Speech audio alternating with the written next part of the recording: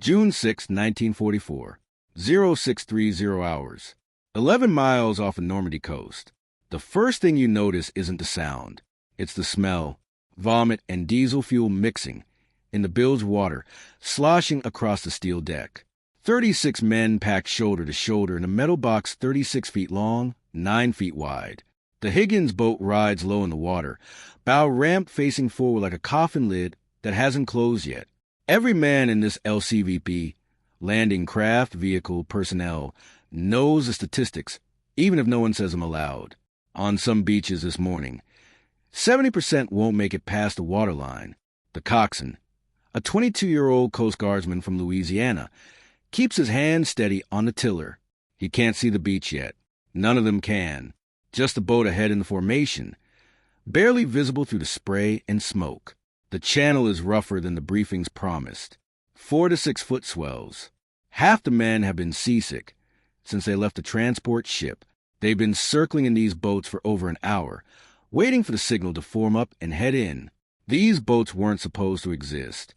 7 years earlier, in 1937, a Louisiana boat builder named Andrew Higgins was constructing shallow draft vessels for oil drillers and trappers working the bayous. Flat-bottomed, plywood and steel, designed to run up onto muddy banks and reverse back into deep water without getting stuck. The Navy had been trying to solve the amphibious landing problem for 2 decades. Their designs were complicated, expensive, slow to build. Higgins showed up to a procurement trial in Norfolk with something that looked like it belonged on a swamp, not a battlefield. The Navy officers called it a mud boat. Some called it worse. Higgins didn't care. He told them to watch. His boat could carry 36 troops, hit a beach at full speed, drop a front ramp, and get everyone ashore in under a minute. Then it could reverse off the beach under its own power, go back for another load, and do it again. Simple, cheap, fast to build. The Navy Bureau of Ships hated it. Too fragile. No armor. Exposed crew. The ramp was a death trap. Every man would be silhouetted against the light when it dropped. Perfect targets. Higgins went back to New Orleans and kept building them anyway. By 1941, the Marine Corps was paying attention. They'd been studying the British disaster at Gallipoli, the failed landings in the Mediterranean. The problem was always the same.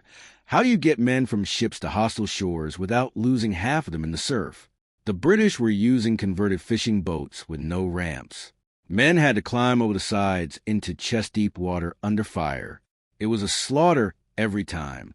A Marine officer named Victor Krulak saw Higgins's design and understood immediately. The front ramp wasn't a weakness.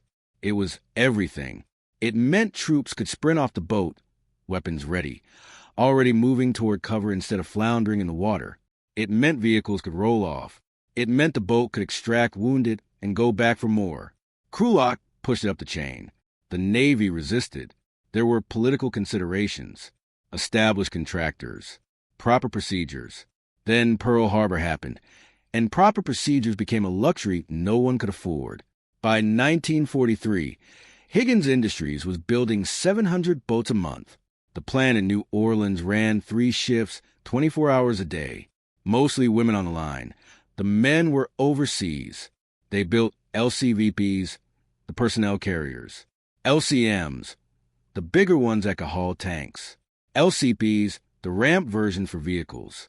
Everyone built to the same principle. Simple, mass-producible, disposable if necessary. Eisenhower would later say the Higgins boat won the war. But the men riding in them on June 6, 1944, weren't thinking about industrial capacity or strategic logistics. They were thinking about the ramp. The coxswain gets the signal. Green flare from a control vessel. His boat is in the 5th wave heading for Omaha Beach, easy red sector. He pushes the throttle forward. The diesel engine growls and the boat picks up speed, hull slapping against the chop.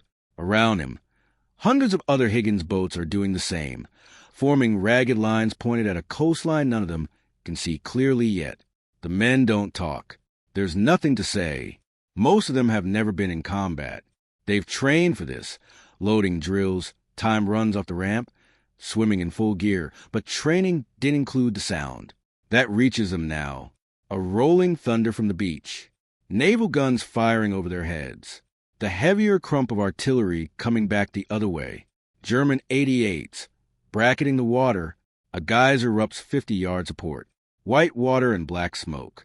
One of the boats in the third wave takes a direct hit. The Higgins boat disintegrates. There's no survivors. The coxswain doesn't look. He keeps his eyes on the boat ahead, maintaining interval. 500 yards out, he can see the beach. It's not what the intelligence photos showed. The aerial bombardment was supposed to crater the defenses. It missed. The German positions are intact. Pillboxes, machine gun nests, artillery emplacements, all of it zeroed in on the waterline. The tide is wrong. Still coming in, not out like it was supposed to be. The obstacles are underwater. Check hedgehogs. Steel ramps designed to tear the bottom out of landing craft. Wooden stakes topped with mines. The coxswain has a choice. He can try to thread through the obstacles, risk getting hung up or blown apart. Or he can ground the boat early, drop the ramp in deeper water, make the men wade the last 100 yards under fire. He chooses the obstacles. The briefing was clear. Get them dry. Get them close. The boat scrapes over something. A submerged hedgehog, probably. The hull shudders but holds. Higgins built these things with double-plank mahogany hulls on oak frames. Not armored, but tough enough. The boat keeps moving. 75 yards. Machine gun fire is hitting the water around them now. Tracers. The distinctive rip of German MG-42s. 1,200 rounds per minute. The sound is like ripping canvas. Sustained and merciless. 50 yards. The sergeant near the ramp is yelling something, but no one can hear him over the engine and the guns. He's gesturing. The men know what to do. Get off fast. Don't bunch up. Move toward the seawall. 25 yards. The coxswain can see bodies in the surf. Men from earlier waves, floating face down in the red-tinged water. Equipment everywhere. Packs, helmets, rifles. A destroyed Sherman tank, half submerged, still burning. He grounds a boat. The bow scrapes onto the sand and shingle. He yanks the ramp release. The ramp drops. The front of the Higgins boat is now a 6-foot-wide doorway of light, perfectly framed against a dark interior. Every German machine gunner within 500 yards sees it. The fire is immediate. Rounds punch through the ramp, through the thin hull plating, through the men. The sergeant goes down first. Then the 3 men behind him. The ones further back hesitate. It's instinct. No one wants to step into that doorway. But staying in the boat is death too. It's a stationary target now, taking fire from multiple positions. An officer, a lieutenant, 23 years old, 3 months out West Point, pushes forward. He doesn't yell. He just goes, steps over the sergeant's body, through the ramp, into the water. It's chest deep. He starts wading, rifle held high. Behind him, the spell breaks. The men follow. Not all of them make it. Some are hit in the water. Some drown, dragged under by the weight of their gear. Some make it to the beach and get cut down at the waterline. But some make it to the seawall. Enough. The coxswain reverses the engine the moment the last man is off. The boat pulls free of the sand, backing into deeper water. Rounds are still hitting it. One punches through the engine cowling. Another takes out the radio. He doesn't care. The boat is empty. His job is done. He turns it around and heads back toward the transport ships. 11 miles. He'll make 3 more runs before noon. By the end of D-Day, the Allies have put 156,000 men ashore across 5 beaches. Most of them arrived in Higgins boats. Hundreds of the boats were destroyed, but there were always more. Higgins Industries had built more than 20,000 of them. The genius wasn't in making them invulnerable. It was in making them expendable.